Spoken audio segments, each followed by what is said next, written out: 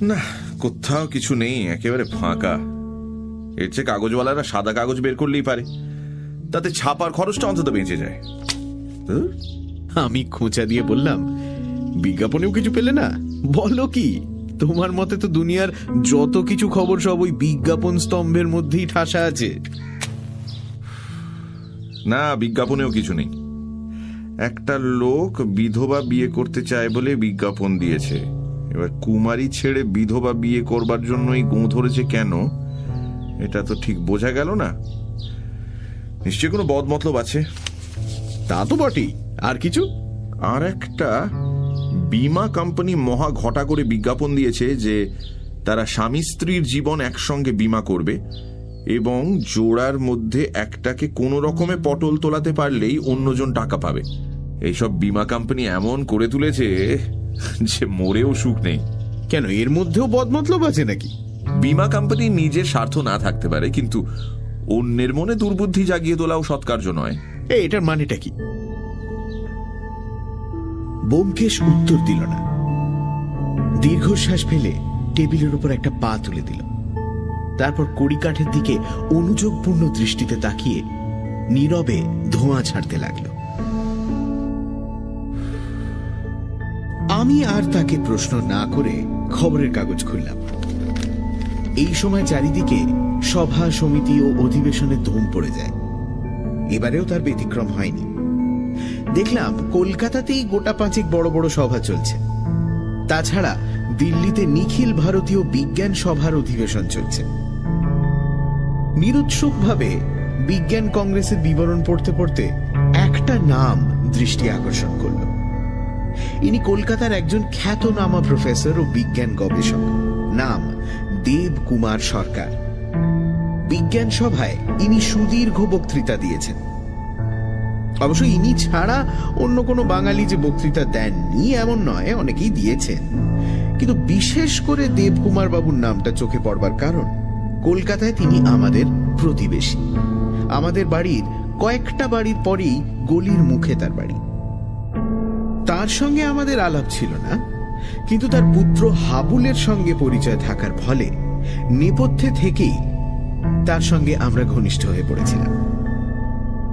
দেবকুমার বাবুর ছেলে হাবুল কিছুদিন থেকেই ব্যোমকেশের ভক্ত হয়ে পড়েছিল। ছোকরার বয়স 18-19, কলেজে সেকেন্ড কিংবা থার্ড ইয়ারে পড়ে।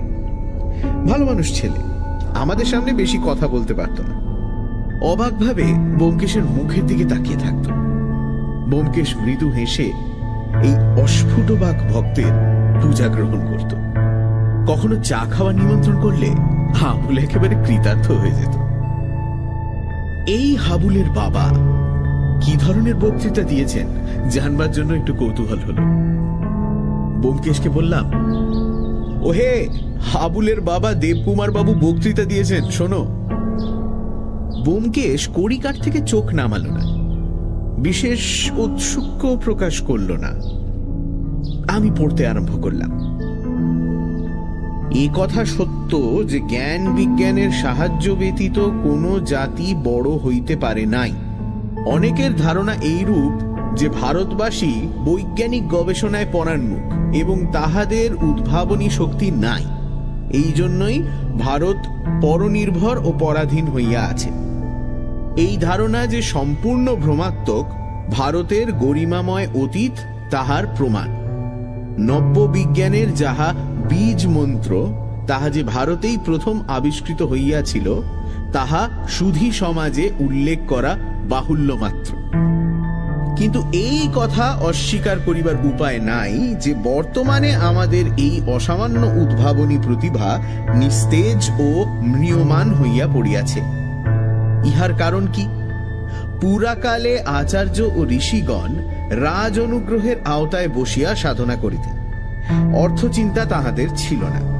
সাধনার সাফল্যের জন্য যাহা কিছু প্রয়োজন হইত, রাজকোষের অসীম ঐশ্বর্য তৎক্ষণাৎ তাহা যোগাইয়া দিত। কিন্তু বর্তমান ভারতীয় বৈজ্ঞানিকের অবস্থা কিরূপ? রাজা বৈজ্ঞানিক গবেষণার পরিপোষক নহেন। ধনী ব্যক্তিরাও জ্ঞান বিজ্ঞানের প্রসারের জন্য অর্থ ব্যয় করিতে কুণ্ঠিত। কয়েকটি বিশ্ববিদ্যালয়ের পরিমিত আয়োজনের উপর নির্ভর করিয়া উঞ্চবৃত্তির সাহায্যে আমাদের সাধনায় প্রবৃত্ত হইতে হয়। ফলে আমাদের সিদ্ধিও তদুপযুক্ত হইয়া থাকে। তবু আমি গর্ব করিয়া বলিতে পারি, যদি আমরা অর্থের অভাবে পীড়িত না হইয়া অকুণ্ঠ চিত্তে সাধনা করিতে পারিতাম, তাহা হইলে আমরা জগতের কোনো জাতির নিকটেই ন্যূন হইয়া থাকিতাম না। কিন্তু হায়, অর্থ নাই। তবু এই দৈন্য নির্জিত অবস্থাতে আমরা যাহা করিয়াছি তাহা নিন্দার বিষয় নহে, শ্লাঘার বিষয়। আমাদের ক্ষুদ্র ক্ষুদ্র ল্যাবরেটরিতে যে সকল আবিষ্ক্রিয়া মাঝে মাঝে অতর্কিতে আবির্ভূত হইয়া আবিষ্কর্তাকে বিস্ময়ে অভিভূত করিয়া ফেলিতেছে, কে তাহার সংবাদ রাখে? আবিষ্কারক নিজে গোপন আবিষ্কার সযত্নে বুকে লুকাইয়া নীরবে আরো অধিক জ্ঞানের সন্ধানে ঘুরিতেছে। কিন্তু সে একাকী, তাহাকে সাহায্য করিবার কেহ নাই। বরঞ্চ সর্বদাই ভয় অন্য কেহ তাহার আবিষ্কার কণিকার সন্ধান পাইলে তৎক্ষণাৎ তাহা আত্মসাৎ করিবে। তাই বলিতেছি, অর্থ চাই, সহানুভূতি চাই, গবেষণা করিবার অবাধ অফুরন্ত উপকরণ চাই। থামো। কি হলো? চাই চাই চাই আর আস্ফালন ভাল লাগে না। বিষের সঙ্গে খোঁজ নেই, কুলোপানা চক্কর। আরে এই তো মজা। মানুষ নিজের অক্ষমতার একটা না একটা সাফাই সর্বদাই তৈরি করে রাখে।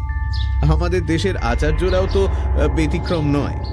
দেবকুমার বাবুর লেকচার পড়লেই তো বোঝা যায়। হাবুল ছোকরা দেখতে হাবাগোবা ভালো মানুষ হলেও ভেতরে ভেতরে বেশ বুদ্ধিমান।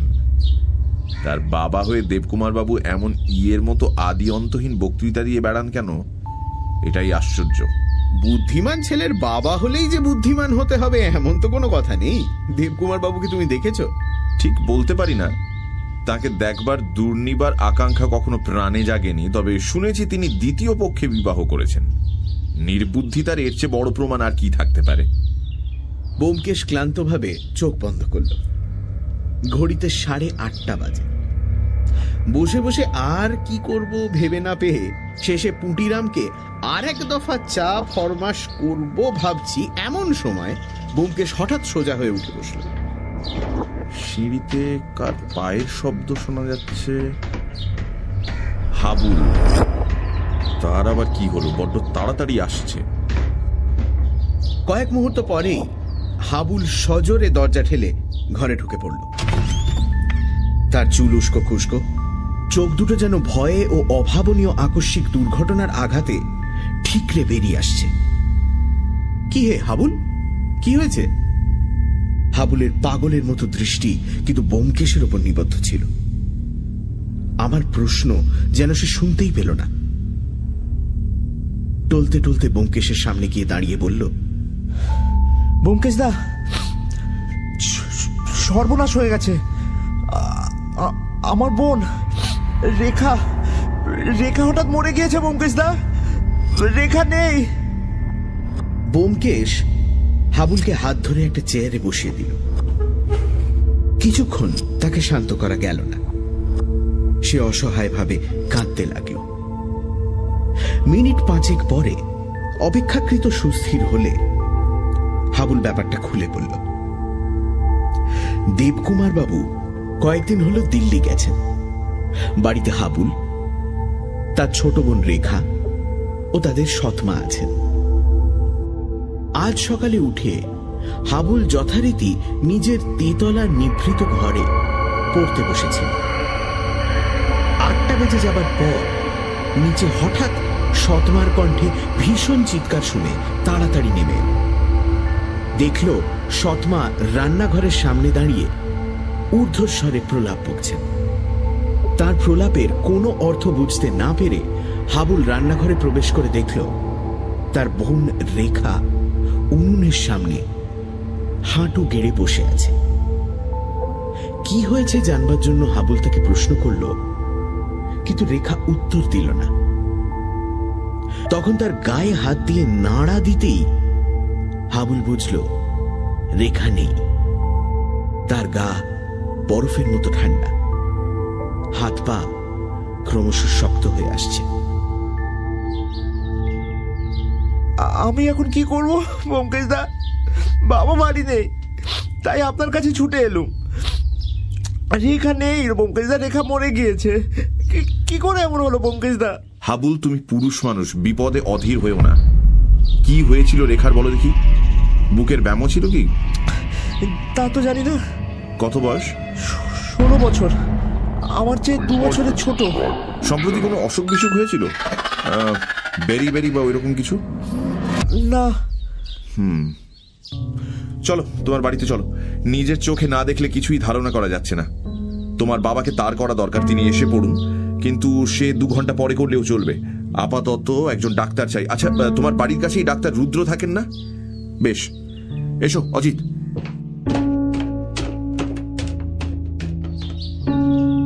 কয়েক মিনিট পরে দেবকুমার বাবুর বাড়ির সামনে উপস্থিত হলাম। আমরা দরজায় এসে দাঁড়াতেই ভেতর থেকে একটা তীক্ষ্ণ স্ত্রী কণ্ঠের এক টানা আওয়াজ কানে এলো।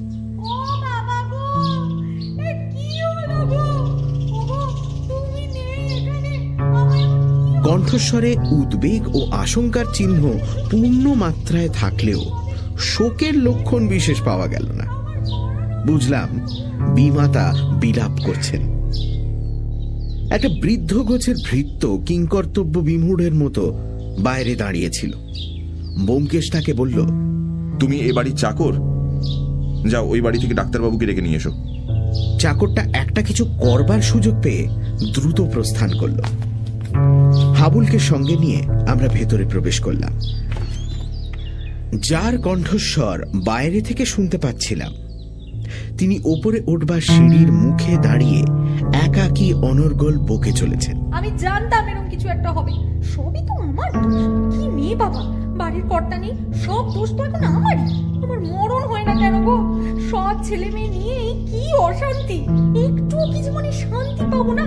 আমি আগেই বুঝেছিলাম এই সংসারে শান্তি থাকবে না গো। যতই চেষ্টা করো এই সংসারে শান্তি থাকার নয়। আমাদের পায়ের শব্দে তিনি চমকে আমাদের দিকে তাকালেন। দুজন অপরিচিত লোককে হাবুলের সঙ্গে দেখে তিনি মাথার ওপর আঁচলটা টেনে তাড়াতাড়ি ওপরে উঠে গেলেন। আমি মুহূর্তের জন্য তার মুখটি দেখতে পেয়েছিলাম।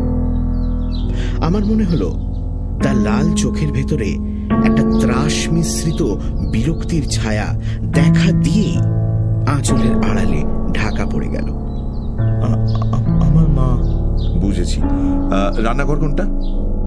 হাবুল আঙুল দিয়ে দেখিয়ে দিল। জুতো খুলে আমরা রান্নাঘরে প্রবেশ করলাম। ঘরটা প্রায় অন্ধকার, আলো প্রবেশের কোনো পথ নেই। হাবুল দরজার পাশে হাত বাড়িয়ে সুইচ টিপতেই একটা ধোঁয়াটে বৈদ্যুতিক বাল্ব জ্বলে উঠল। তখন ঘরের ভেতরটা ভালো করে দেখতে পেলাম। দরজার অপর দিকে দেয়ালে সংলগ্ন পাশাপাশি দুটি কয়লার উনুন। তাতে ভাঙা পাথুরে কয়লা স্তূপ করা রয়েছে, কিন্তু আগুন নেই। এই অগ্নিহীন চুল্লির সামনে নতজানু হয়ে একটি মেয়ে বসে আছে, যেন বেদি প্রান্তে উপাসনারত একটি স্ত্রী মূর্তি। মেয়েটির দেহ সামনের দিকে ঝুঁকে আছে, মাথাও বুকের উপর নেমে পড়েছে। হাত দুটি সামনে বাড়ানো দেখে মনে হয় না যে সে মৃত। ব্যোমকেশ সন্তর্পণে গিয়ে তার নাড়ি টিপল। তার মুখ দেখেই বুঝলাম নাড়ি নেই। ব্যোমকেশ হাত ছেড়ে দিয়ে ধীরে ধীরে মেয়েটির থুতনি ধরে মুখ তুলল।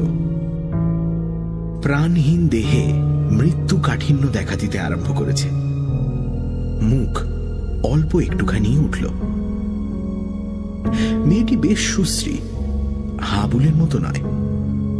রং ফর্সা, মুখের গড়ন ধারালো, নিচের ঠোঁট অভিমানিনীর মতো সামান্য ফোলা। 16 বছর বয়স অনুযায়ী গড়ন ভালোই। মাথার দীর্ঘ চুলগুলি বোধহয় স্নানের আগে বিনুনি খুলে পিঠে ছড়িয়ে দিয়েছিল, সেইভাবেই ছড়ানো আছে। পরনে একটি আধময়লা গঙ্গা যমুনা ডুরে। গয়নার মধ্যে হাতে 3 গাছি করে সোনার চুড়ি, কানে মিনে করা হালকা ঝুমকো, গলায় একটা সরু হার। ব্যোমকেশ কাছ থেকে তাকে ভালো করে দেখে নিয়ে উঠে দাঁড়ালো। তারপর দূর থেকে তার বসবার ভঙ্গি সমগ্রভাবে দেখবার জন্য কয়েকবার সরে দাঁড়ালো। খানিকক্ষণ একাগ্র দৃষ্টিতে মেয়েটির দিকে তাকিয়ে থাকবার পর সে আবার কাছে ফিরে এল। মেয়েটির ডান হাতটি তুলে হাতের তালু পরীক্ষা করে দেখল। তালুতে কয়লার কালি লেগে আছে। সে নিজের হাতে উনুনে কয়লা দিচ্ছিল, সহজেই অনুমান করা যায়। আঙুলগুলি একটু কুঁচকানো, তর্জনী ও বুড়ো আঙুল পরস্পরের সঙ্গে ঠেকে আছে। ব্যোমকেশ আঙুল দুটি সাবধানে আলাদা করতেই একটি ক্ষুদ্র জিনিস খসে মাটিতে পড়ল। ব্যোমকেশ সেটা মাটি থেকে তুলে নিজের তালুতে রেখে আলোয় নিয়ে গিয়ে পরীক্ষা করল।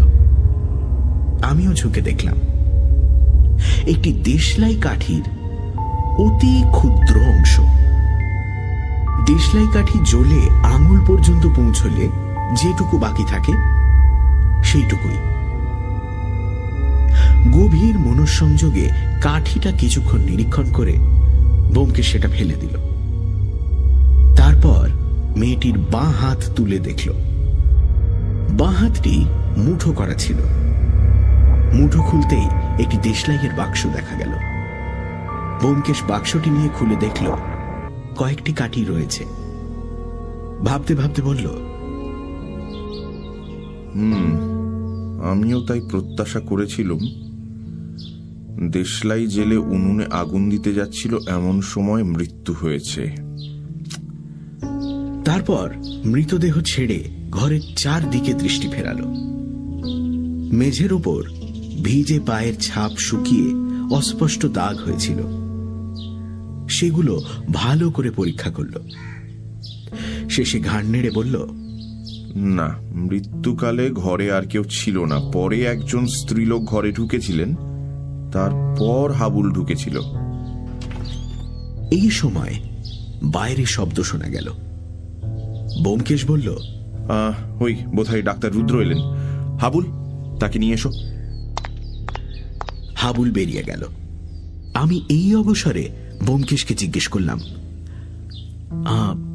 ব্যোমকেশ, কিছু বুঝলে? ব্যোমকেশ ভুরু কুঁচকে মাথা নাড়ল। কিছু না, কেবল এইটুকু বোঝা যাচ্ছে যে মেয়েটি মৃত্যুর আগের মুহূর্ত পর্যন্ত জানতো না যে মৃত্যু এত কাছে। ডক্টর রুদ্রকে নিয়ে হাবুল ফিরে এলো। ডক্টর রুদ্র বয়স্ক লোক, কলকাতার একজন নামজাদা চিকিৎসক, কিন্তু অত্যন্ত রূঢ় ও কটুভাষী বলে তার দুর্নাম ছিল। মেজাজ সর্বদাই সপ্তমে চড়ে থাকত। এমনকি মুমূর্ষু রোগীর ঘরেও তিনি এমন ব্যবহার করতেন যে তিনি না হয়ে অন্য কোনো ডাক্তার হলে তার পেশা চলা কঠিন হয়ে পড়ত। একমাত্র চিকিৎসা শাস্ত্রে অসাধারণ প্রতিভার বলে তিনি পশার প্রতিপত্তি বজায় রেখেছিলেন। এছাড়া তার মধ্যে অন্য কোনো গুণ আজ পর্যন্ত কেউ দেখতে পায়নি। ডক্টর রুদ্রের চেহারা থেকে তার চরিত্রের একটা আভাস পাওয়া যেত। নিকষ কালো গায়ের রং, ঘোড়ার মতো লম্বা কদাকার মুখে রক্তবর্ণ দুটো চোখ যেন মানুষকে মানুষ বলেই গণ্য করে না। তিনি যখন ঘরে এসে ঢুকলেন তখন মনে হলো মূর্তিমান দম্ভ কোট প্যান্টালুন ও জুতো পরে ঘরের মধ্যে এসে দাঁড়িয়েছে। হাবুল নীরবে আঙুল দিয়ে বোনের দেহ দেখিয়ে দিল। ডক্টর রুদ্র স্বভাব কর্কশ্বরে জিজ্ঞেস করলেন, কি হয়েছে? মারা গেছে? ব্যোমকেশ বলল, আপনি দেখুন। ডক্টর রুদ্র ব্যোমকেশের দিকে কড়া দৃষ্টিতে তাকিয়ে বললেন, আপনি কে? আমি পারিবারিক বন্ধু। ব্যোমকেশকে সম্পূর্ণ উপেক্ষা করে ডক্টর রুদ্র হাবুলকে জিজ্ঞেস করলেন, এটি কে? দেবকুমার বাবুর মেয়ে? হাবুল ঘাড় নাড়ল। ডক্টর রুদ্রের কপালে যেন খানিকটা কৌতূহল প্রকাশ পেল। তিনি মৃতদেহের দিকে তাকিয়ে বললেন, এরই নাম রেখা? হাবুল আবার ঘাড় নাড়ল। কি হয়েছিল? কিছু না, হঠাৎই। ডক্টর রুদ্র তখন হাঁটু গেড়ে রেখার পাশে বসলেন। মুহূর্তের জন্য একবার নাড়িতে হাত দিলেন, একবার চোখের পাতা টেনে চোখের মনি দেখলেন, তারপর উঠে দাঁড়িয়ে বললেন, মারা গেছে। প্রায় 2 ঘন্টা আগে মৃত্যু হয়েছে। রেখা মর্টিস সেটেন করেছে। কথাগুলো তিনি এমন পরিতৃপ্তির সঙ্গে বললেন যেন অত্যন্ত সুসংবাদ, শোনা মাত্র শ্রোতারা খুশি হয়ে উঠবে। ব্যোমকেশ প্রশ্ন করল, কিসে মৃত্যু হয়েছে বলতে পারেন কি? সেটা অটপসি না করে বলা অসম্ভব। আমি চললাম। আমার ভিজিট 32 টাকা বাড়িতে পাঠিয়ে দিও, আর পুলিশে খবর দেওয়া দরকার। মৃত্যু সন্দেহজনক।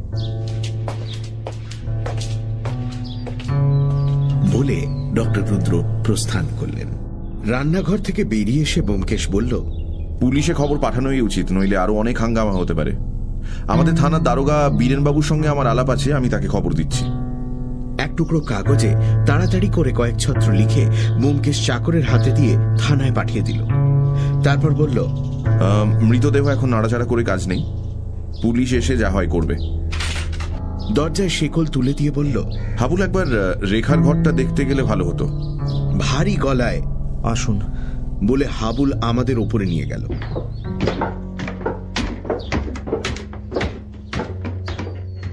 প্রথম খানিকটা কান্নাকাটি করার পর সে কেমন যেন আচ্ছন্নের মতো হয়ে পড়েছিল। যে যা বলছিল কলের পুতুলের মতো তাই করছিল। দোতলায় গোটা 3 ঘর। তার সর্বশেষেরটি রেখার, বাকি 2টি বোধ করি দেবকুমার বাবু ও তার গৃহিণীর শোয়ার ঘর। রেখার ঘরে প্রবেশ করে দেখলাম ঘরটা আয়তনে ক্ষুদ্র হলেও পরিপাটিভাবে গোছানো। আসবাব বেশি নেই, যে কটি রয়েছে বেশ পরিষ্কার পরিচ্ছন্ন। একধারে একখানা ছোট খাটের ওপর বিছানা, অপরদিকে জানলার ধারে লেখবার টেবিল, পাশে ছোট শেলফে 2 সারি বাংলা বই সাজানো। দেওয়ালে ব্র্যাকেটের ওপর একটা আয়না, তার নিচে চিরুনি, চুলের ফিতে, কাঁটা ইত্যাদি রয়েছে। ঘরটির সর্বত্র গৃহকর্মে সুনিপুণা ও শিক্ষিতা মেয়ের হাতের চিহ্ন যেন আঁকা রয়েছে। ব্যোমকেশ ঘরের এটা ওটা নেড়ে একবার চারিদিকে ঘুরে বেড়ালো, চুলের ফিতে ও কাঁটা নিয়ে পরীক্ষা করলো, তারপর জানলার ধারে গিয়ে দাঁড়ালো। জানলাটা ঠিক গলির ওপরই। গলির অপর দিকে একটু পাশে ডক্টর রুদ্রের প্রকাণ্ড বাড়ি ও ডাক্তারখানা। বাড়ির খোলা ছাদ জানলা দিয়ে স্পষ্ট দেখা যায়। ব্যোমকেশ কিছুক্ষণ বাইরের দিকে তাকিয়ে রইল, তারপর ফিরে টেবিলে দেরাজ ধরে টানল। দেরাজে চাবি ছিল না, টান দিতেই খুলে গেল। দেখলাম তাতে বিশেষ কিছু নেই। 2-1টা খাতা, চিঠি লেখার প্যাড, সেন্টের শিশি, ছুঁচ সুতো এইসব রয়েছে। একটা শিশি তুলে নিয়ে ব্যোমকেশ দেখল ভেতরে কয়েকটা সাদা ট্যাবলেট রয়েছে। ব্যোমকেশ বলল, অ্যাসপিরিন? রেখা কি অ্যাসপিরিন খেত? হাবুল বলল, হ্যাঁ, মাঝে মাঝে ওর মাথা ধরতো। শিশি রেখে দিয়ে আবার ব্যোমকেশ চিন্তিতভাবে ঘরে পায়চারি শুরু করল। শেষে বিছানার সামনে এসে স্থির হয়ে দাঁড়ালো। বিছানায় শোয়ার চিহ্ন রয়েছে, লেপটা এলোমেলোভাবে পায়ের দিকে পড়ে আছে। মাথার বালিশে মাথার চাপের দাঁতে যাত্রা করেছে তার ঠিকানা নেই। ব্যোমকেশ অন্যমনস্কভাবে মাথার বালিশটা তুলল। একখণ্ড ফিকে সবুজ রঙের কাগজ বালিশের তলায় চাপা ছিল। বালিশ সরাতেই সেটা বেরিয়ে পড়ল। ব্যোমকেশ চমকে কাগজটা তুলে নিয়ে উল্টে পাল্টে দেখল ভাঁজ করা চিঠির কাগজ। সে একবার একটু ইতস্তত করল, তারপর চিঠির ভাঁজ খুলে পড়তে আরম্ভ করল। আমিও গলা বাড়িয়ে চিঠিটা পড়লাম। মেয়েলি ছাদের অক্ষরে তাতে লেখা রয়েছে, নন্তুদা, আমাদের বিয়ের সম্বন্ধ ভেঙে গেল। তোমার বাবা 10,000 টাকা চান। অত টাকা বাবা দিতে পারবেন না। আর কাউকে আমি বিয়েও করতে পারবো না। এটা বোধহয় তুমিও জানো। কিন্তু এ বাড়িতে থাকা অসহ্য হয়ে উঠেছে। আমাকে একটু বিষ দিতে পারো? তোমাদের ডাক্তারখানায় তো অনেক রকমের বিষ পাওয়া যায়। দিও। যদি না দাও, অন্য যে কোনো উপায়ে আমি মরব। তুমি তো জানো আমার কথার নড়চড় হয় না। ইতি, তোমার রেখা।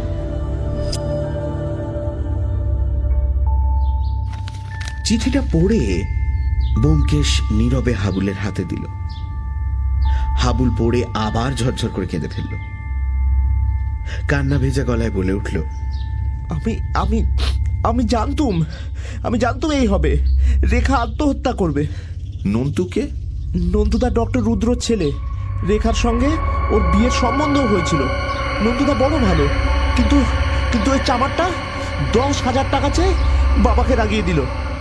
ব্যোমকেশ নিজের মুখের উপর দিয়ে একবার হাত চালিয়ে বলল, কিন্তু যাক। তারপর হাবুলের হাত ধরে বিছানায় বসিয়ে স্নিগ্ধ স্বরে তাকে সান্ত্বনা দিতে লাগল। হাবুল রুদ্ধ স্বরে বলল, ব্যোমকেশদা, নিজের বলতে আমার ওই বোনটা ছাড়া আর কেউ ছিল না। মা নেই, বাবাও আমাদের কথা ভাবার সময় পান না। বলে সে মুখে কাপড় দিয়ে ফোঁপাতে লাগলো।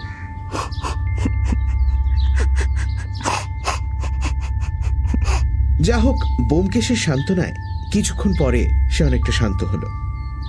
তখন ব্যোমকেশ বলল, চলো, এখনই পুলিশ আসবে। তার আগে তোমার মাকে কিছু জিজ্ঞাসা করবার আছে। হাবুলের বিমাতা নিজের ঘরে ছিলেন। হাবুল গিয়ে ব্যোমকেশের আবেদন জানালো। তিনি আর ঘোমটা টেনে দরজার পাশে এসে দাঁড়ালেন। এর আগে তাকে এক নজর মাত্র দেখেছি, এখন আরো ভালো করে দেখলাম।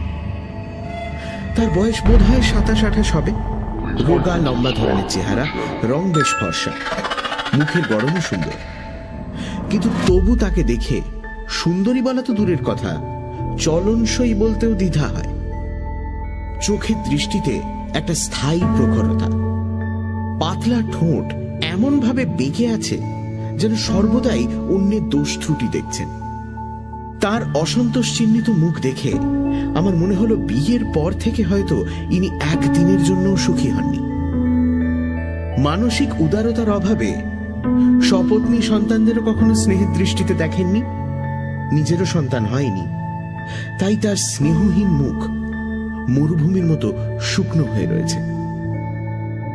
আর একটা জিনিস লক্ষ্য করলাম, তার বোধ হয় সূচিবাই আছে। তিনি যেরকম ভঙ্গিতে দরজার পাশে এসে দাঁড়ালেন, তাতে মনে হলো তিনি নিজেকে ও নিজের ঘরটিকে সর্বপ্রকার অশুদ্ধি থেকে রক্ষা করবার চেষ্টা করছেন। পাছে আমরা তার ঘরে পদার্পণ করে ঘরের পবিত্রতা নষ্ট করে দিই, তাই দ্বার আগলে দাঁড়িয়ে রয়েছেন। আমরা অবশ্য ঘরে প্রবেশ করার চেষ্টা করলাম না, বাইরেই দাঁড়িয়ে রইলাম। ব্যোমকেশ প্রশ্ন করল, আজ সকালে রেখার সঙ্গে আপনার দেখা হয়েছিল? উত্তরে মহিলাটি এক গঙ্গা কথা বলে গেলেন। দেখলাম অন্যান্য নারী সুলভ সদ্গুণের মধ্যে বাচালতাও বাদ নেই।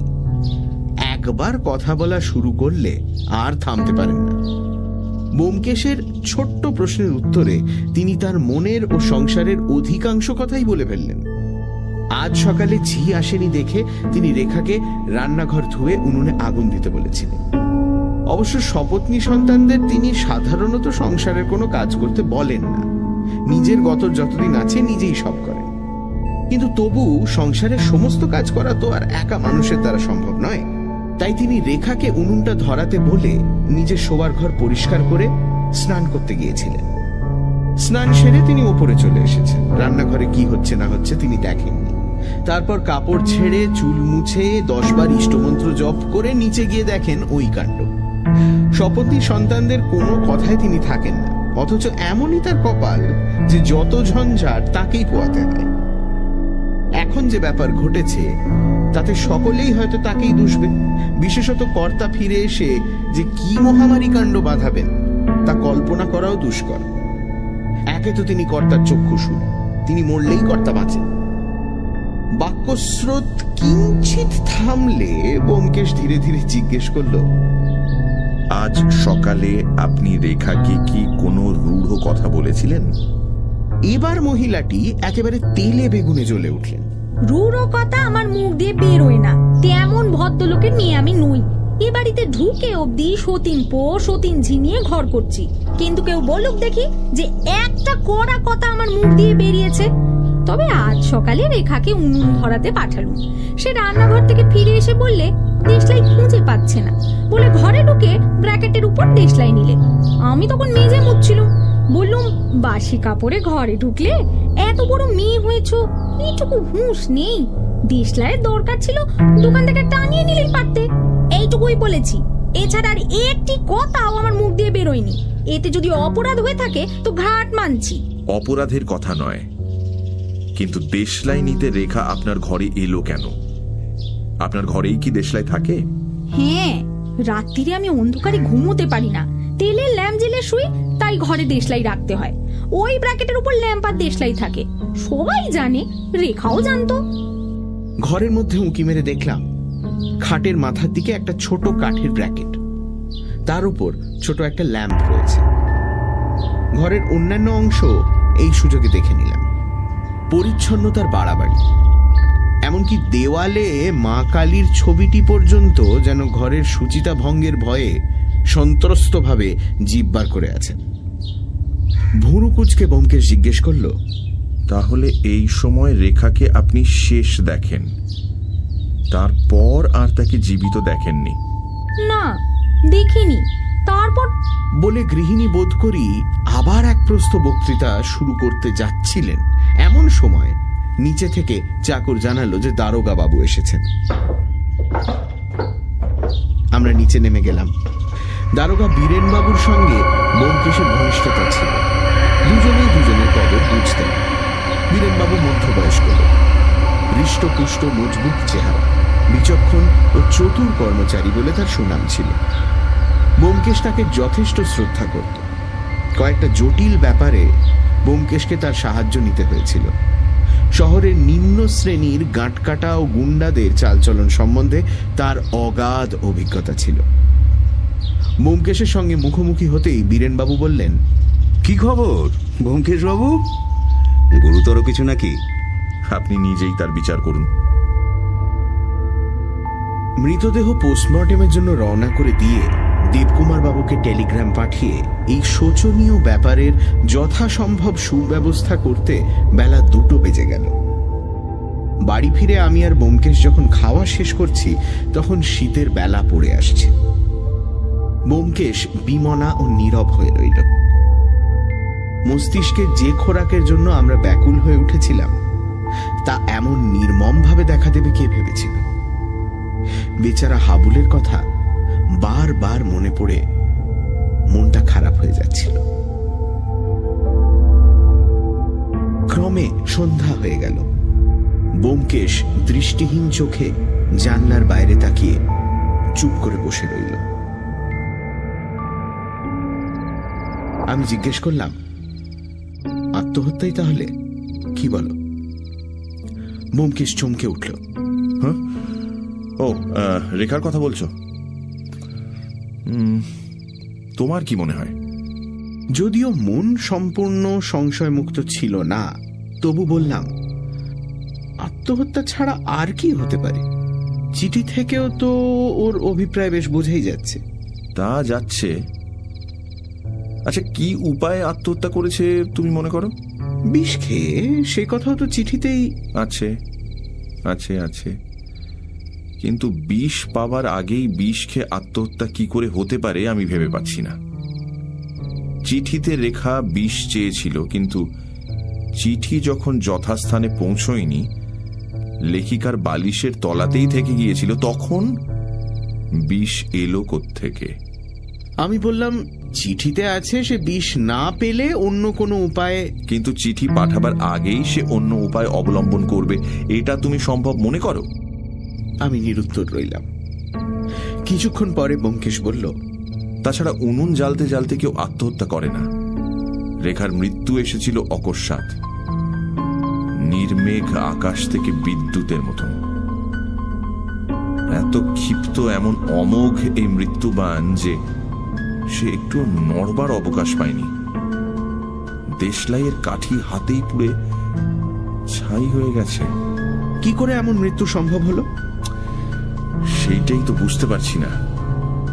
জানি তো বিষের মধ্যে এক হাইড্রোসায়ানিক অ্যাসিড ছাড়া এত ভয়ঙ্কর শক্তি তো আর কারণ নেই, কিন্তু আমি একটু সংকুচিত ভাবে বললাম, আমি ডাক্তারি সম্বন্ধে কিছু জানি না, কিন্তু হঠাৎ হার্ট ফেল করে মৃত্যু সম্ভব নয় কি?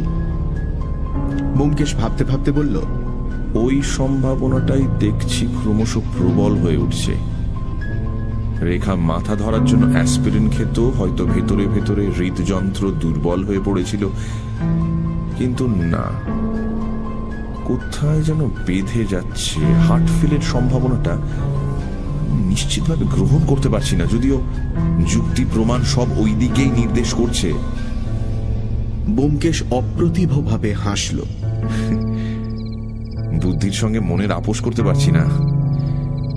কেবলই মনে হচ্ছে মৃত্যুটা সহজ নয়, সাধারণ নয়, কোথায় এর একটা মস্ত গলদ আছে। কিন্তু যাক, এখন মিথ্যে মাথা গরম করে লাভ নেই। কাল ডাক্তারের রিপোর্ট পেলেই সব বোঝা যাবে। ঘর অন্ধকার হয়ে গেছিল। ব্যোমকেশ উঠে আলো জ্বালল। এই সময় বাইরের দরজায় আস্তে আস্তে টোকা মারার শব্দ হল। সিঁড়িতে পায়ের শব্দ শোনা যায়নি। ব্যোমকেশ বিস্মিতভাবে ভুরু কুঁচকে বলল, কে? ভেতরে এসো। একটি অপরিচিত যুবক নিঃশব্দে প্রবেশ করল। বলিষ্ঠ সুশ্রী চেহারা, কিন্তু শুকনো বিবর্ণ মুখে ট্র্যাজেডির ছায়া পড়েছে। পায়ে রাবার সোলের জুতো ছিল বলেই তার পায়ের আওয়াজ আমরা শুনতে পাইনি। সে কয়েক পা এগিয়ে অনিশ্চিতভাবে দাঁড়িয়ে রইল। আমার নাম মন্মথনাথ রুদ্র। ব্যোমকেশ তার আপাদমস্তক দেখে নিয়ে বলল, আপনি নতুবাবু, আসুন। বলে একটা চেয়ার দেখিয়ে দিল। চেয়ারে বসে পড়ে যুবক থেমে থেমে বলল, আপনি আমাকে চেনেন? ব্যোমকেশ টেবিলের সামনে বসে বলল, সম্প্রতি আপনার নাম জানবার সুযোগ হয়েছে। আপনি রেখার মৃত্যু সম্বন্ধে কিছু জানতে চান? যুবকের কণ্ঠস্বর একটু কেঁপে গেল। সে বলল, হ্যাঁ, কি করে তার মৃত্যু হলো ব্যোমকেশবাবু? তা তো এখনো জানা যায়নি। অস্বাভাবিক উজ্জ্বল চোখ ব্যোমকেশের মুখের ওপর রেখে মন্মথ বলল, আপনার কি সন্দেহ সে আত্মহত্যা করেছে? সম্ভব নয়। তবে কি কেউ তাকে? এখনো জোর করে কিছু বলা যায় না। দু হাতে মুখ ঢেকে মন্মথ কিছুক্ষণ বসে রইল। তারপর মুখ তুলে অস্পষ্ট স্বরে বলল, আপনারা হয়তো শুনেছেন রেখার সঙ্গে আমার। শুনেছি। মন্মথ এতক্ষণ জোর করে সংযম রক্ষা করছিল, এবার ভেঙে পড়ল। ছেলেবেলা থেকে তাকে ভালোবাসতাম। যখন রেখার 6 বছর বয়স, আমি ওদের বাড়িতে খেলা করতে যেতাম তখন থেকে। তারপর যখন বিয়ের সম্বন্ধ হলো, তখন বাবা এমন এক শর্ত দিলেন যে বিয়ে ভেঙে গেল। তবু আমি ঠিক করেছিলাম বাবার মতের বিরুদ্ধে গিয়ে বিয়ে করব। এই নিয়ে বাবার সাথে তুমুল ঝগড়া হয়। বাবা বললেন বাড়ি থেকে দূর করে দেবেন। তবু আমি। বাবার সঙ্গে আপনার কখন ঝগড়া হয়েছিল? কাল দুপুরবেলা। আমি বলেছিলাম রেখাকে ছাড়া আর আমি কাউকে বিয়ে করব না।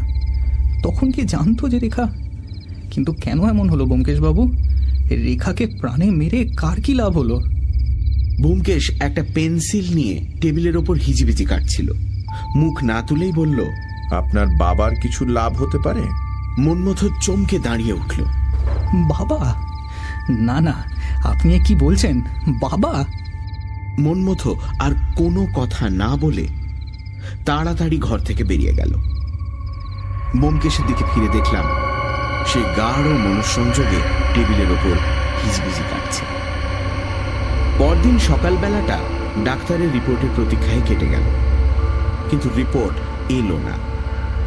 ব্যোমকেশ ফোন করে থানায় খবর নিল, কিন্তু সেখানেও কোনো খবর পাওয়া গেল না। বিকেল বেলা আন্দাজ 4:30 সময় দেবকুমার বাবু এলেন। আলাপ না থাকলেও তার মুখ চেনা ছিল। আমরা খাতির করে তাকে বসালাম। তিনি হাবুলের টেলিগ্রাম পাওয়া মাত্র দিল্লি ছেড়ে রওনা হয়েছিলেন। আজ দুপুরে এসে পৌঁছেছেন। তার বয়স 40 কি 41 বছর, কিন্তু চেহারা দেখে আরো বর্ষিয়ান মনে হয়।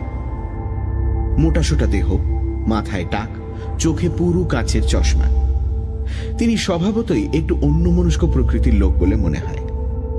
তার গলাবন্ধ কোট ও গোল চশমা পরা পেঁচার মতো চেহারা কলকাতার ছাত্রমহলে কারো অপরিচিত ছিল না। প্রতিবেশী বলে আমিও এর আগে কয়েকবার দেখেছি, কিন্তু এখন দেখলাম তার চেহারা কেমন যেন শুকিয়ে উঠেছে। চোখের কোলে গভীর কালির দাগ, গালের মাংস চুপসে গেছে। চশমার কাঁচের ভেতর থেকে আমার দিকে তাকিয়ে তিনি বললেন, ও আপনি ব্যোমকেশ বাবু? আমি ব্যোমকেশকে দেখিয়ে দিলাম। তিনি ব্যোমকেশের দিকে ফিরে বললেন, ও বলে হাতের মোটা লাঠিটা টেবিলের উপর রাখলেন। ব্যোমকেশ মামুলি দু একটা সহানুভূতির কথা বলল। দেবকুমার বাবু বোধহয় তা শুনতে পেলেন না। তার ক্ষীণ দৃষ্টি তিনি একবার ঘরের ওপর বুলিয়ে নিলেন, তারপর ক্লান্ত স্বরে বললেন, কাল বেলা 10টায় দিল্লি থেকে বেরিয়ে আজ 2:30টার সময় এখানে এসে পৌঁছেছি। প্রায় 30 ঘন্টা ট্রেনে। আমি চুপ করে রইলাম। শারীরিক ক্লান্তি তার প্রতি অঙ্গে ফুটে উঠছিল। দেবকুমার তারপর ব্যোমকেশের দিকে চোখ ফেরালেন। হাবুলের মুখে আপনার কথা শুনেছি, বিপদের সময় সাহায্য করেছেন, আপনাকে অশেষ ধন্যবাদ। সে কি কথা, যদি একটু সাহায্য করতে পেরে থাকি সে তো প্রতিবেশীর কর্তব্য। তা বটে, কিন্তু আপনি কাজের লোক। তারপর হঠাৎ জিজ্ঞাসা করলেন, আচ্ছা, কি হয়েছিল মেয়েটার? কিছু বুঝতে পেরেছেন কি? বাড়িতে ভালো করে তো কেউ কিছু বলতেও পারলো না। ব্যোমকেশ তখন যতখানি দেখেছিল ও বুঝেছিল দেবকুমার বাবুকে বলল। শুনতে শুনতে দেবকুমার বাবু অন্যমনস্কভাবে পকেট থেকে সিগার বার করলেন। সিগার মুখে ধরিয়ে তারপর আবার কি মনে করে সেটা টেবিলের ওপর রেখে দিলেন। আমি তার মুখের দিকে তাকালাম। দেখলাম ব্যোমকেশের কথা শুনতে শুনতে তিনি এত তন্ময় হয়ে গিয়েছেন যে স্নায়বিক উত্তেজনার বশে তার অস্থির হাত দুটো যে কি করছে সেদিকে লক্ষ্য নেই। একবার তিনি চশমা খুলে বড় বড় চোখ দুটো নিষ্পলকভাবে প্রায় 2 মিনিট আমার মুখের উপর নিবদ্ধ করে রাখলেন। তারপর আবার চশমা পরে চোখ বন্ধ করে রইলেন। ব্যোমকেশের বিবরণ শেষ হলে দেবকুমার বাবু অনেকক্ষণ চুপ করে থেকে হঠাৎ বলে উঠলেন, হ্যাঁ, ওই ডাক্তার রুদ্রটা আমার বাড়িতে ঢুকেছিল। চামার, চণ্ডাল, টাকার জন্য পারে না এমন কাজ নেই, একটা জীবন্ত পিশাচ। উত্তেজনার বশে তিনি লাঠিটা মুঠো করে ধরে একেবারে দাঁড়িয়ে উঠলেন। তার মুখ হঠাৎ ভীষণ হিংস্র ভাব ধারণ করল। কয়েক মুহূর্ত পরেই কিন্তু আবার তার মুখ স্বাভাবিক অবস্থায় ফিরে গেল। আমাদের চোখে বিস্ময়ের চিহ্ন দেখে মনে হয় তিনি একটু লজ্জাই পেলেন। গলা ঝেড়ে বললেন, আমি যাই ব্যোমকেশ বাবু, আর একবার আপনাকে ধন্যবাদ জানাচ্ছি। দরজা পর্যন্ত গিয়ে তিনি থমকে দাঁড়ালেন। ভুরু কুঁচকে কি যেন চিন্তা করলেন, তারপর ফিরে বললেন, আমার পয়সা থাকলে এ ব্যাপারের অনুসন্ধানে আপনাকে নিযুক্ত করতাম, কিন্তু আমি গরিব, আমার পয়সা নেই। ব্যোমকেশ কি একটা বলতে চাইল, তিনি লাঠি নেড়ে তাকে বাধা দিলেন। আর বিনা পারিশ্রমিকে আমি কারো সাহায্য গ্রহণ করতে পারবো না। পুলিশ অনুসন্ধান করছে, তারাই যা পারে করুক। অনুসন্ধান করার আছেই বা কি? 1000 অনুসন্ধান করলেও আমার মেয়েকে তো আর আমি ফিরিয়ে পাবো না। একটা ভ্রম সংশোধন হলো।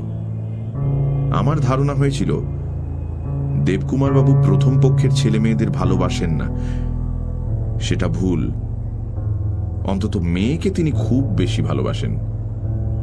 সিগারটা দেবকুমার বাবু ফেলে গিয়েছিলেন, সেটা দিকে দৃষ্টিপাত করে ব্যোমকেশ বলল, আশ্চর্য অন্যমনস্ক লোক। ডক্টর রুদ্রের উপর ভয়ঙ্কর রাগ দেখলুম। ব্যোমকেশ উত্তর দিল না। সন্ধ্যের পর দারোগা বীরেনবাবু স্বয়ং ডাক্তারের রিপোর্ট নিয়ে এলেন। বললেন, রিপোর্ট বড় ডিসঅ্যাপয়েন্টিং। বারবার পরীক্ষা করেও মৃত্যুর কারণ ধরতে পারা যায়নি। রিপোর্ট পড়ে দেখলাম ডাক্তার লিখেছেন দেহের কোথাও কোনো ক্ষতচিহ্ন নেই, শরীরের অভ্যন্তরেও কোনো বিষ পাওয়া যায়নি। হৃদযন্ত্র সবল ও স্বাভাবিক, সুতরাং হৃদযন্ত্রের ক্রিয়া বন্ধ হওয়ার জন্য মৃত্যু হয়নি। যতদূর বুঝতে পারা যায় অকস্মাৎ স্নায়ুমণ্ডলীর পক্ষাঘাত হওয়ায় মৃত্যু ঘটেছে। কিন্তু কি করে স্নায়ুমণ্ডলীর পক্ষাঘাত ঘটল তা বলতে ডাক্তার অক্ষম।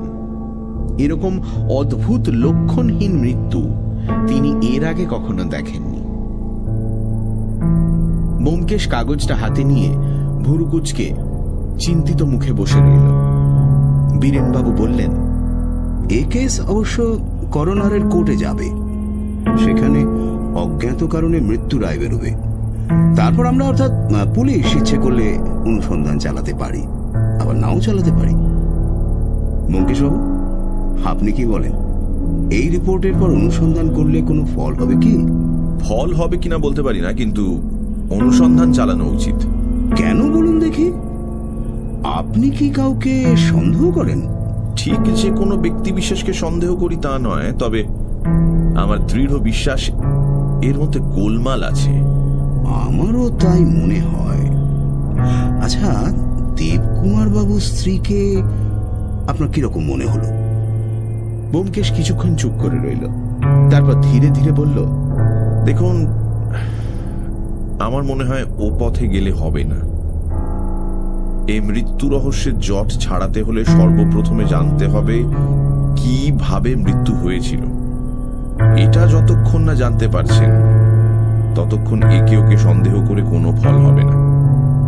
অবশ্য এই কথাও মনে রাখতে হবে যে মেয়েটির মৃত্যুর সময় তার সৎ মা ও সহোদর ভাই ছাড়া বাড়িতে আর কেউ ছিল না, কিন্তু তাই বলে আসল জিনিসটাকে দৃষ্টির বাইরে যেতে দিলে চলবে না। কিন্তু ডাক্তার যে কথা বলতে পারছে না। ডাক্তার কেবল মৃতদেহ পরীক্ষা করেছেন, আমরা মৃতদেহ ছাড়া আরো অনেক কিছু দেখেছি। সুতরাং ডাক্তার যা পারেননি আমরাও তা পারবো না এমন কোনো কথা নেই। কিন্তু তা বটে, কিন্তু যাই হোক, আপনি তো দেবকুমার বাবুর পক্ষ থেকে গোড়া থেকেই আছেন, শেষ পর্যন্ত নিশ্চয়ই থাকবেন। দুজনে পরামর্শ করে চলা যাবে। এই খানিক আগে দেবকুমার বাবু এসেছিলেন, তিনি আমাকে বরখাস্ত করে গেছেন। সে কি? হ্যাঁ, আমার অবৈতনিক সাহায্য তিনি চান না, আর টাকা দিয়ে আমাকে নিয়োগ করতে তিনি অক্ষম। বটে, তিনি অক্ষম কিসে? তিনি তো মোটা মাইনের চাকরি করেন, 700-800 টাকা মাইনে পান শুনেছি। তা হবে। বীরেনবাবুর কপালে ভাঁজ পড়ল। তিনি বললেন, দেবকুমার বাবুর আর্থিক অবস্থা সম্বন্ধে খোঁজ নিতে হচ্ছে, কিন্তু আপনার সাহায্য প্রত্যাখ্যান করবার কি কারণ থাকতে পারে? তিনি কাউকে আড়াল করবার চেষ্টা করছেন না তো? আমি হেসে ফেললাম। দেবকুমার বাবু অপরাধীকে আড়াল করবার জন্য কৌশলে ব্যোমকেশের সাহায্য প্রত্যাখ্যান করেছেন, এই কথা শুনতে যেমন অদ্ভুত তেমনই হাস্যকর। বীরেনবাবু তীক্ষ্ণ স্বরে বললেন, হাসছেন যে? আমি অপ্রস্তুত হয়ে বললাম, আপনি দেবকুমার বাবুকে দেখেছেন? না। তাকে দেখেই বুঝবেন কেন হাসছি। তারপর বীরেনবাবু উঠলেন। বিদায়কালে ব্যোমকেশকে বললেন, আমি এ ব্যাপারে তল পর্যন্ত অনুসন্ধান করে দেখব, যদি কিনারা করতে পারি। আপনি কিন্তু ছাড়া পাবেন না। দেবকুমার বাবু আপনাকে বরখাস্ত করেছেন বটে, কিন্তু দরকার হলে আমি আপনার কাছে আসবো, মনে রাখবেন। ব্যোমকেশ খুশি হয়ে বলল, সে তো খুব ভালো কথা। আমার যতদূর সাধ্য আপনাকে সাহায্য করব।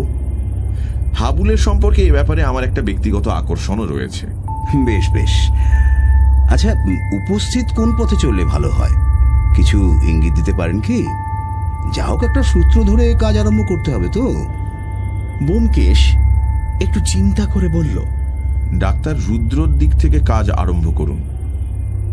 এই গোলক ধাঁধার সত্যিকার পথ হয়তো ওই দিকেই আছে। বীরেনবাবু চমকে তার দিকে তাকালেন। ও আচ্ছা, আসি। মাথা নিচু করে ভাবতে ভাবতে তিনি বেরিয়ে গেলেন। এরপর 5-6 দিন একটানা ঘটনাহীনভাবে কেটে গেল। ব্যোমকেশ আবার যেন ঝিমিয়ে পড়ল। সকালে কাগজ পড়া এবং বিকেলে টেবিলের ওপর পা তুলে দৃষ্টিহীন চোখ শূন্যে মেলে থাকা ছাড়া তার আর কাজ রইল না। বীরেনবাবুও কদিনের মধ্যে দেখা দিলেন না, তাই তার তদন্ত কতদূর এগোলো জানতে পারলাম না। আগন্তুকের মধ্যে কেবল হাবুল একবার করে আসত। সে এলে ব্যোমকেশ নিজের অবসাদ ঝেড়ে ফেলে নানা ধরনের আলোচনায় তাকে প্রফুল্ল করবার চেষ্টা করত। কিন্তু হাবুল বিষণ্ণ মুখে চুপচাপ বসে থাকত, তারপর আস্তে আস্তে উঠে চলে যেত। বাড়িতে কি হচ্ছে না হচ্ছে জিজ্ঞাসা করলেও সে ভালোভাবে জবাব দিতে পারত না। বিমাতার মনোভাব যে আরো কড়া হয়ে উঠেছে তা হাবুলের কথা থেকেই বোঝা যেত। শেষ দিন সে নিঃশ্বাস ফেলে বলল, বাবা আজ রাত্রে পাটনা যাচ্ছেন, ওখানে কি ইউনিভার্সিটিতে লেকচার দেবেন। বুঝলাম শোকের ওপর রাত দিন কথার কচকচি সহ্য করতে না পেরে তিনি পালিয়ে যাচ্ছেন। এই নির্লিপ্ত স্বভাব বৈজ্ঞানিকের পারিবারিক অশান্তির কথা ভেবে দুঃখ হল।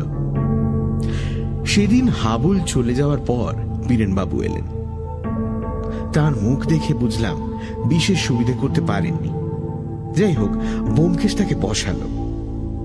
আমাদের বিকেলের চায়ের সময় হয়েছিল। চা এসে পৌঁছল।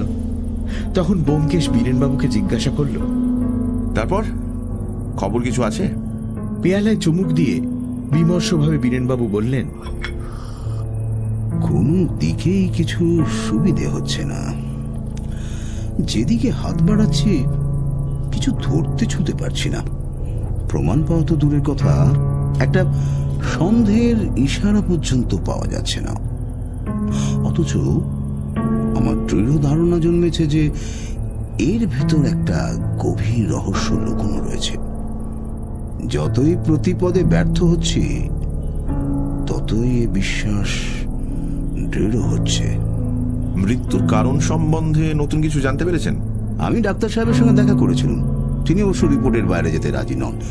তবু মনে হলো তার একটা থিওরি আছে। তিনি মনে করেন কোনো অজ্ঞাত বিষের বাষ্প নাকে যাওয়ার ফলেই মৃত্যু হয়েছে। তিনি খুব অস্পষ্ট আবছাভাবে কথাটা বললেন বটে, তবে মনে হলো তার ওই বিশ্বাস। উনুন ধরাবার সময় মৃত্যু হয়েছিল, এ কথা ডাক্তারকে বলেছিলেন বুঝি? হ্যাঁ। যাক, আর এদিকে ডাক্তার রুদ্র সম্বন্ধে খোঁজ নিয়েছিলেন? হ্যাঁ, যতদূর জানতে পারলাম লোকটা নির্জলা পাষণ্ড আর অর্থপিশাচ। কয়েকজন টিটেনাস রোগীর ওপর নিজের আবিষ্কৃত ইঞ্জেকশন পরীক্ষা করতে গিয়ে তাদের সাবার করেছে, এ গুজবও শুনেছি। কিন্তু দুঃখের বিষয়, বর্তমান ব্যাপারে তাকে খুনের আসামি করা যায় না। দেবকুমার বাবুর মেয়ের সঙ্গে ওর ছেলের সম্বন্ধ হয়েছিল খবর ঠিক। লোকটা 10,000 টাকা বরপণ দাবি করেছিল। দেবকুমার বাবুর অত টাকা দেওয়ার ক্ষমতা নেই, কাজেই তাকে সম্বন্ধ ভেঙে দিতে হলো। ডাক্তার রুদ্রর ছেলেটা কিন্তু ভদ্রলোক। বাপের সঙ্গে এই নিয়ে তার ভীষণ ঝগড়া বেঁধে গিয়েছিল। ইতিমধ্যে এই বাড়িতে এই কাণ্ড। মেয়েটি হঠাৎ মারা গেল। তারপর ছোকরাটি শুনলাম বাড়ি ছেড়ে কোথায় চলে গেছে। তার বিশ্বাস তার বাপই প্রকারান্তরে মেয়েটির মৃত্যুর কারণ। মনমতো যে বাপের বাড়ি ছেড়ে চলে গেছে এ সংবাদ নতুন বটে, কিন্তু আর সব কথাই আমরা আগে থেকে জানতাম। তাই পুরনো কথা শুনতে শুনতে ব্যোমকেশ একটু অন্যমনস্ক হয়ে পড়েছিল। বীরেনবাবু থামলে সে প্রশ্ন করল, দেবকুমার বাবুর আর্থিক অবস্থা সম্বন্ধে অনুসন্ধান করবেন বলেছিলেন, করেছিলেন নাকি? করেছিলুম। তার আর্থিক অবস্থা ভালো নয়। ধার কর্জ নেই বটে, কিন্তু মেয়ের বিয়েতে 10-12 হাজার টাকা খরচ করা তার অসাধ্য। লোকটি বোধহয় বেহিসাবি, সাংসারিক বুদ্ধিও কম। কলেজ থেকে বর্তমানে তিনি 800 টাকা মাইনে পান। কিন্তু শুনলে আশ্চর্য হবেন, এই 800 টাকার অধিকাংশই যায় তার বীমা কোম্পানির পেটে। 50,000 টাকার লাইফ ইন্স্যুরেন্স করিয়েছেন। তাও এত বেশি বয়সে যে প্রিমিয়াম দিয়ে হাতে বড় কিছু থাকে না। 50,000 টাকার লাইফ ইন্স্যুরেন্স নিজের নামে করেছেন? শুধু নিজের নামে নয়, জয়েন্ট পলিসি, নিজের আর স্ত্রীর নামে। মাত্র 1 বছর হলো পলিসি নিয়েছেন।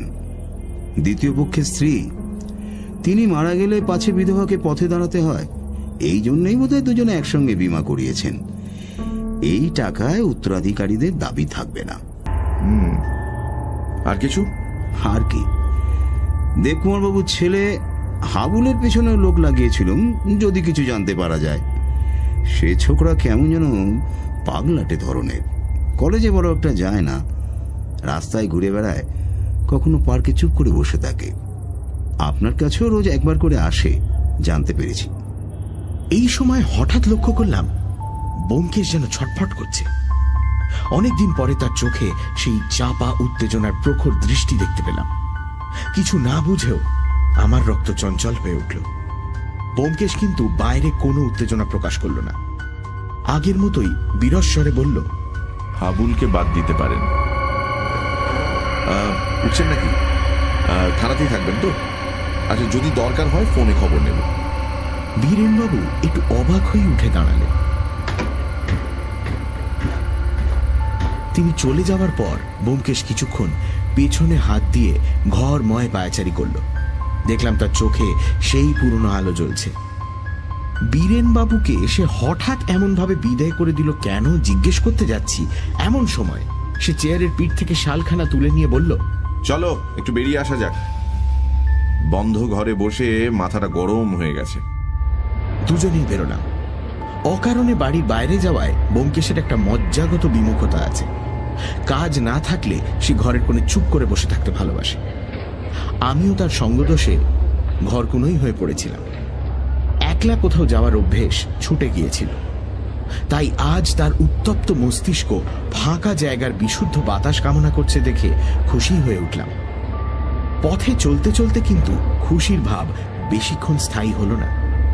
জনসংকুল পথে ব্যোমকেশ এমনই বাহ্যজ্ঞানহীন উদ্ভ্রান্তভাবে চলতে লাগলো যে ভয় হলো এখনই হয়তো একটা কাণ্ড বাঁধিয়ে বসে। আমি তাকে সামলে নিয়ে চলবার চেষ্টা করলাম, কিন্তু সে অপ্রশমিত বেগে একে ওকে ধাক্কা দিয়ে একবার এক বৃদ্ধ ভদ্রলোকের পা মারিয়ে দিয়ে কয়েক মুহূর্ত পরে এক তরুণীকে ঠেলা দিয়ে কোনো দিকে না তাকিয়ে জগন্নাথের অপ্রতিহত রথের মতো অগ্রসর হয়ে চলল। একটু যেতে দিন দেখি, একটু শুনুন শুনুন শুনুন। সত্যি এতটা আত্মবিস্মৃত তাকে এর আগে আমি কখনো দেখিনি। তার মন যে হঠাৎ শিকারের সন্ধান পেয়ে দিকবিদিক জ্ঞান শূন্য হয়ে ছুটছে তা আমি বুঝছিলাম বটে, কিন্তু তার মনস্তত্ত্ব সম্বন্ধে সম্পূর্ণ উদাসীন পথচারী তা বুঝবে কেন? কোনো মতে কলেজ স্কোয়ার পর্যন্ত এসে পৌঁছলাম। ছাত্রছাত্রীরা ঘুরে বেড়াচ্ছে, আড্ডা মারছে সেখানে। আমি আর দ্বিধা না করে ব্যোমকেশের হাত শক্ত করে ধরে ভেতরে ঢুকে পড়লাম। পুকুরকে ঘিরে একটা জটলা, আমরা সেই জটলায় মিশে গেলাম। ব্যোমকেশ তখনও স্থানকাল সম্বন্ধে সম্পূর্ণ অচেতন। তার ভুরু কুচকোনো, কাঁধ থেকে শাল মাঝে মাঝে পড়ে যাচ্ছে, কিন্তু সেদিকে তার ভ্রুক্ষেপ নেই। আমি ভাবতে লাগলাম বীরেনবাবুর কথার মধ্যে এমন কি ছিল যা ব্যোমকেশের নিষ্ক্রিয় মনকে হঠাৎ পাঞ্জাব মেলের ইঞ্জিনের মতো এতটা সক্রিয় করে তুলেছে। তবে কি রেখার মৃত্যু সমস্যার সমাধান আসন্ন? সমাধান যে সত্যিই আসন্ন তখনও তা বুঝতে পারিনি। আধ ঘন্টা এইভাবে পরিভ্রমণ করবার পর ব্যোমকেশের চেতনা ধীরে ধীরে ফিরে এলো। সে সহজ দৃষ্টিতে আমার দিকে তাকিয়ে বলল, আজ দেবকুমার বাবু পাটনা যাবেন, তাই না? আমি ঘাড় নাড়লাম। তাকে যেতে দেওয়া হবে না। ব্যোমকেশ সামনের দিকে তাকিয়ে কথা অসমাপ্ত রেখেই ক্ষিপ্র পায়ে এগিয়ে যেতে লাগলাম। দেখলাম এক কোণে একখানা বেঞ্চি ঘিরে অনেক ছেলে জড়ো হয়েছে এবং উত্তেজিতভাবে কথা বলছে। ভিড়ের বাইরে যারা ছিল তারা গলা বাড়িয়ে দেখবার চেষ্টা করছে। তাদের ভাব দেখে মনে হলো অসাধারণ কিছু ঘটেছে। সেইখানে উপস্থিত হয়ে ব্যোমকেশ একটা ছেলেকে জিজ্ঞেস করলো, কি হয়েছে? ছেলেটি বলল, ঠিক বুঝতে পারছি না, বোধহয় কেউ হঠাৎ বেঞ্চে বসে বসেই মারা গেছে। ব্যোমকেশ ভিড় ঠেলে ভেতরে ঢুকলো। একটু যেতে দিন দেখি, একটু সরুন সরুন সরুন। আমিও তার পেছনে পেছনে বেঞ্চের সামনে উপস্থিত হয়ে দেখলাম একটি ছোকরা ঠ্যাসান দিয়ে বসে আছে, যেন বসে বসে ঘুমিয়ে পড়েছে। মাথা বুকের ওপর ঝুঁকে পড়েছে, পা সামনের দিকে প্রসারিত। ঠোঁটের কোণে একটা সিগারেট ঝুলছে। সিগারেটে অগ্নিসংযোগ করা হয়নি। মুঠো করা বাঁ হাতের মধ্যে একটা দেশলাইয়ের বাক্স। একটি মেডিকেল ছাত্র নাড়ি ধরে দেখছিল, বলল, না না, নাড়ি নেই, মারা গেছে।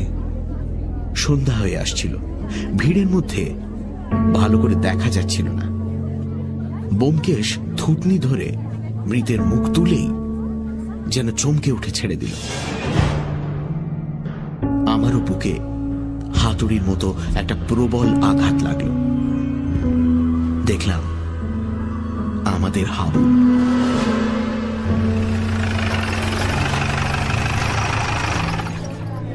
পুলিশের পৌঁছতে দেরি হলো না। আমরা দেবকুমার বাবুর ঠিকানা পুলিশকে জানিয়ে বেরিয়ে এলাম। তখন রাস্তায় গ্যাস জ্বলেছে। দ্রুত পদে বাড়ির দিকে ফিরতে ফিরতে ব্যোমকেশ কয়েকবার যেন ভয়ার্ত স্বরে বলল, নিয়তির কি নির্মম প্রতিশোধ, কি নিদারুণ পরিহাস।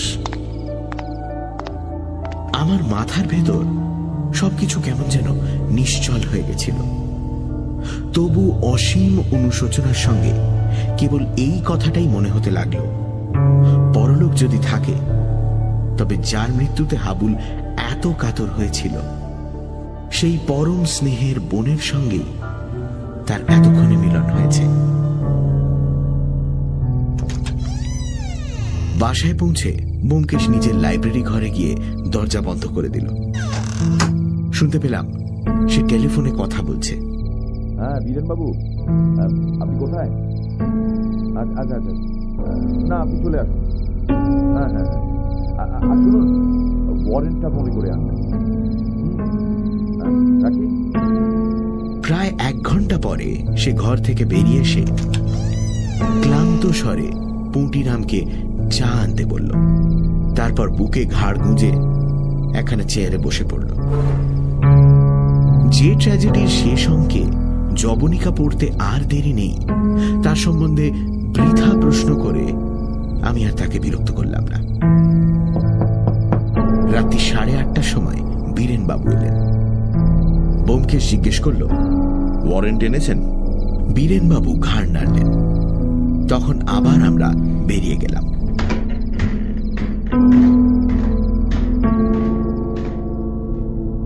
দেবকুমার বাবুর বাড়িতে আসতে 3-4 মিনিট লাগলো। দেখলাম বাড়ি নিস্তব্ধ।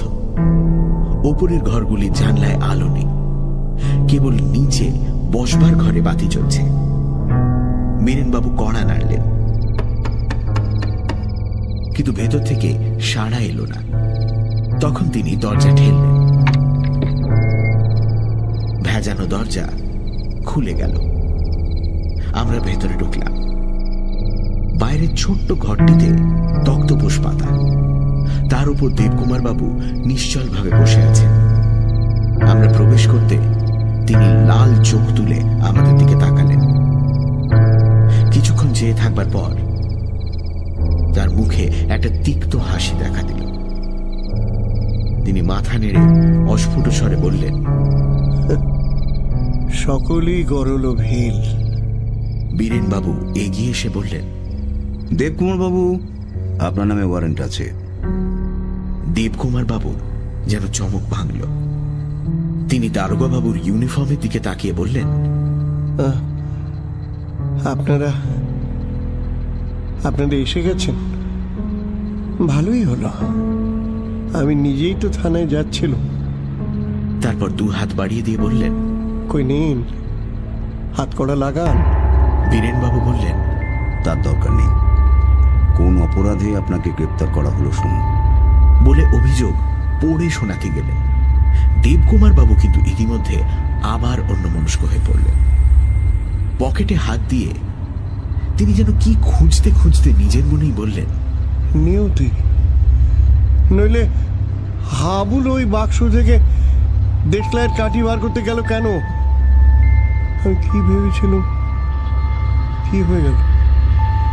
ভেবেছিলাম রেখার ভালো বিয়ে দেব, নিজের একটা বড় ল্যাবরেটরি করব, হাবুলকে বিলেত পাঠাবো। পকেট থেকে সিগার বার করে তিনি মুখে দিলেন। ব্যোমকেশ নিজের দেশলাই জ্বালিয়ে তার সিগারে অগ্নিসংযোগ করে দিল। তারপর বলল, দেবকুমার বাবু, আপনার ডেটলাইট আমাদের দিতে হবে। দেবকুমার বাবুর চোখে আবার সচেতন দৃষ্টি ফিরে এলো। তিনি বললেন, ও ব্যোমকেশ বাবু, আপনিও এসেছেন? না না, ভয় নেই আপনার। আমি আত্মহত্যা করব না। আমি ছেলেকে মেরেছি, আমি মেয়েকে মেরেছি। আমি খুনি আসামির মতো ফাঁসি কাটি ঝুলতে চাই। দেশলাইয়ের বাক্সটা তবে দিন। পকেট থেকে বাক্স বের করে দেবকুমার বাবুর সামনে ফেলে দিলেন। বললেন, নিন নিন, সাবধান, খুব ভয়ানক জিনিস। এর প্রত্যেকটি কাঠি এক একটি মৃত্যুবাহন। একবার জ্বালালে আর রক্ষে নেই। ব্যোমকেশ দেশলাইয়ের বাক্সটা বীরেন বাবুর হাতে দিল। তিনি সন্তর্পণে সেটা পকেটে রাখলেন। দেবকুমার বাবু বলে চললেন, কি অদ্ভুত আবিষ্কার করেছিলাম। অদ্ভুত। পলকের মধ্যে মৃত্যু হবে, কিন্তু কোথাও এতটুকু চিহ্ন থাকবে না। আধুনিক যুদ্ধনীতির আমূল পরিবর্তন হয়ে যেত। বিষ নয়, মহামারী। কিন্তু কিন্তু সকলেই গরল ভেল। তিনি বুক ভাঙা গভীর নিঃশ্বাস ত্যাগ করলেন। বীরেনবাবু মৃদুস্বরে বললেন, দেবকুমার বাবু, এবার যাবার সময় হয়েছে, চলুন। তিনি তক্ষুনি উঠে দাঁড়ালেন। ব্যোমকেশ একটু কুণ্ঠিত স্বরে জিজ্ঞেস করল, আপনার স্ত্রী কি বাড়িতে গেছেন? স্ত্রী?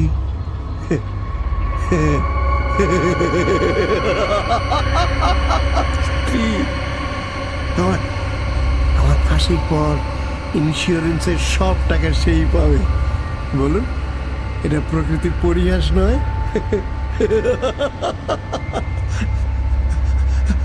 চল চল চল।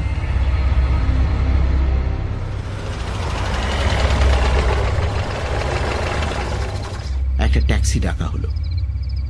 ব্যোমকেশ হাত ধরে দেবকুমার বাবুকে তাতে তুলে দিলেন। বীরেনবাবু তার পাশে বসলেন। দুজন কনস্টেবল ইতিমধ্যে কোথা থেকে আবির্ভূত হয়েছে, তারাও ট্যাক্সিতে চেপে বসল। দেবকুমার বাবু গাড়ির ভেতর থেকেই বললেন, ব্যোমকেশ বাবু, আপনি আমার রেখার মৃত্যুর কিনারা করতে চেয়েছিলেন। আপনাকে ধন্যবাদ। আমরা ফুটপাতে দাঁড়িয়ে রইলাম।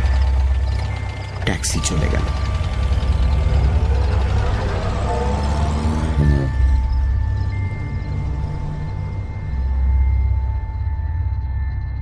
দিন দুই ব্যোমকেশ এ বিষয়ে কোনো কথা বলল না। তার মনের অবস্থা বুঝে আমিও পিড়াপিড়ি করলাম না। তৃতীয় দিন বিকেলে সে নিজেই বলতে আরম্ভ করল। এলোমেলো ভাবে কতকটা যেন নিজের মনেই কথা বলতে লাগলো। পারি, দেবকুমার বাবু স্বভাবত নিষ্ঠুর প্রকৃতির লোক নন। শান্তিতে নিজের বৈজ্ঞানিক চিন্তায় মগ্ন হয়ে থাকতে পারলে তিনি আর কিচ্ছুটি চান না। তার মনটি যে খুব স্নেহপ্রবণ, তার ছেলে মেয়েদের প্রতি ভালোবাসা দেখেই আন্দাজ করা যায়। দ্বিতীয় পক্ষের স্ত্রীও চেষ্টা করলে এই স্নেহের অংশ পেতে পারতেন, কিন্তু স্বভাব দোষে তিনি তা পেলেন না। বরঞ্চ দেবকুমার বাবু তাকে বিষের মতন ঘেন্না করতে আরম্ভ করলেন। নিজের স্ত্রীকে হত্যা করবার ইচ্ছে মানুষের স্বাভাবিক নয়। যখন এই প্রবৃত্তি তার হয় তখন বুঝতে হবে সহ্যের সীমা অতিক্রম করেছে। দেবকুমার বাবুরও সহ্যের সীমা অতিক্রান্ত হয়েছিল। তারপর তিনি যখন এই ভয়ঙ্কর বিষ আবিষ্কার করলেন তখন বোধহয় প্রথমেই তার মনে হলো স্ত্রীর কথা। তিনি মনে মনে আগুন নিয়ে খেলা আরম্ভ করলেন। তারপর তার সংশয়ের সমাধান করে বীমা কোম্পানির যুগ্ম জীবন পলিসির বিজ্ঞাপন চোখে পড়ল। স্বামী স্ত্রী একসঙ্গে বীমা করতে পারে, একজন মরলে অন্যজন টাকা পাবে। এমন সুযোগ তিনি আর কোথায় পাবেন? যদি এইভাবে জীবন বীমা করে তার আবিষ্কৃত বিষ দিয়ে স্ত্রীকে মারতে পারেন, এক ঢিলে দুই পাখি মরবে। তিনি তার বাঞ্ছিত টাকা পাবেন, স্ত্রীও মরবে এমন ভাবে যে কেউ বুঝতে পারবে না কি করে মৃত্যু হল। দেবকুমার বাবু একেবারে 50,000 টাকার জীবন বীমা করালেন। তারপর অসীম ধৈর্য। তার আবিষ্কৃত বিষের প্রকৃতি অনেকটা বিস্ফোরক বারুদের মতো। এমনিতে সে অতি নিরীহ, কিন্তু একবার আগুনের সংস্পর্শে এলে তার ভয়ঙ্কর শক্তি বাষ্পরূপ ধরে বেরিয়ে আসে। সে বাষ্প কারুর নাকে কণা মাত্র গেলেও আর রক্ষে নেই, তৎক্ষণাৎ মৃত্যু হবে। দেবকুমার বাবু তার স্ত্রীর উপর, তার স্ত্রীর রোজ রাতে শোবার আগে ওই কালকুট যে দেবকুমার বাবু বিজ্ঞান সাগর মন্থন করে তুলেছিলেন তার জীবনে, সকলেই গরল ভেল। ব্যোমকেশ একটা নিঃশ্বাস ফেলে চুপ করে রইল। কিছুক্ষণ পরে আমি তাকে জিজ্ঞেস করলাম, আচ্ছা, দেবকুমার বাবু যে অপরাধী এটা তুমি প্রথম বুঝলে কখন? যে মুহূর্তে শুনলাম যে দেবকুমার বাবু 50,000 টাকা জীবন বীমা করিয়েছেন সেই মুহূর্তে। তার আগে রেখাকে হত্যা করবার একটা সন্তোষজনক উদ্দেশ্যই পাওয়া যাচ্ছিল না। কে তাকে মেরে লাভবান হলো, কার স্বার্থে সে ব্যাঘাত দিচ্ছিল, এই কথাটার ভালো রকম জবাব পাওয়া যাচ্ছিল না। রেখা যে হত্যাকারীর লক্ষ্য নয় তা তো আমরা জানতুম না, কিন্তু আরেক দিক থেকে একটি ছোট্ট সূত্র হাতে এসেছিল। রেখার দেহ ওড়া দেশলাইয়ের কাঠি আর এক হাতে বাক্স ছিল, অর্থাৎ এলো আর প্রথমেই জানল।